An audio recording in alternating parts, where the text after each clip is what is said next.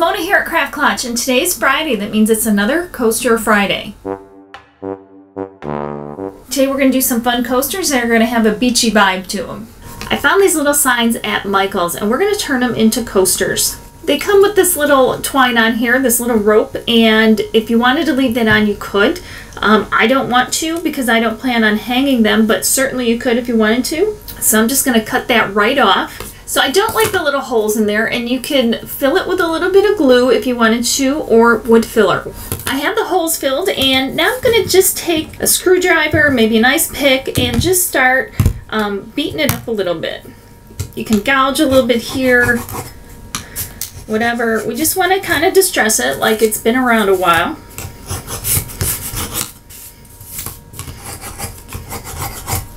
And don't forget to beat up the edges.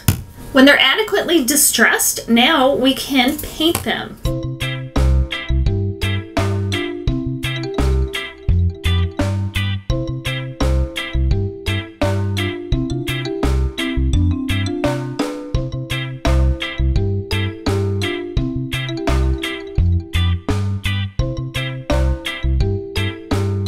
My little coasters have dried, and now I cut out with my Cricut, and you can use a stencil instead if you would rather. And I have a palm tree here, and I want to kind of center it, and then I'm going to just rub it down, make sure it's adhered nicely to the wood. I cut a flamingo out for the pink one. Now the very first thing you want to do is seal this sticker, and I'm going to use the same color that I used. On the green I'll do the green, and on this one I'll do the pink, and I'm going to go over it. And I'm going to go in every single direction.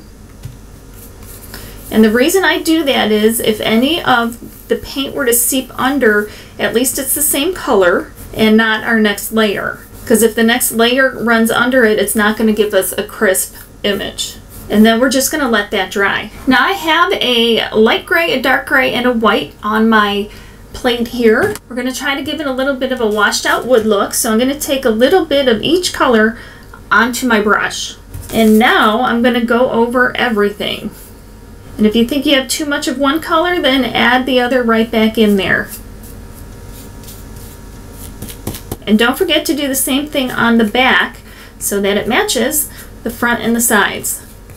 Once the paint is almost dry, you can go right under there and pull off the sticker.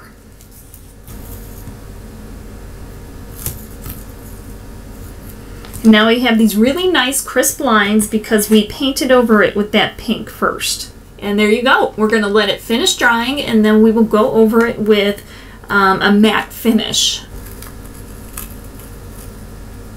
And there's the palm tree. Now to finish these off, I want them to have a matte finish to it. You could use a matte varnish, like this one is indoor outdoor non-yellowing durable sealant, and that's great. Or you can do a matte Mod Podge. You can get a nice flat finish with the Mod Podge. You'll see the brush strokes from the Mod Podge, and I'm just going to show you how to not have that be an issue. So I'm going to take my brush and get it wet, and then dip it into the Mod Podge so it's nice and runny. And you're going to just paint it right on there. And you're going to want to do at least a couple of coats this way. And if you put the Mod Podge on full strength right away, you can do that too and just go over it with some water after.